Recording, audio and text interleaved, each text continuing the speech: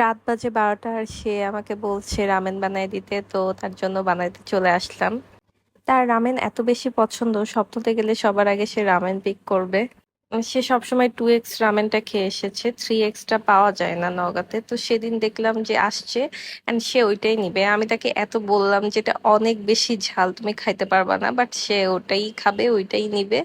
তো নিল এন্ড সেটাই আমি আজকে করে দিচ্ছি। আমি তাকে বললাম যে এটা অনেক বেশি ঝাল, তো তুমি মিষ্টি নিয়ে বসো, না হলে কিন্তু খাইতে পারবা না। বাট সে তো শুনলো না, সে মিষ্টি নিয়ে বসবে না। তো আমি আম কেটে নিয়ে গেলাম যে ঝাল লাগলে যেন আম খেতে পারে। তো খাওয়ার পরে তার কি অবস্থা হয়, তার রিয়াকশনটা কেমন, সেটাই দেখতে পারবেন আজকের ভিডিওতে।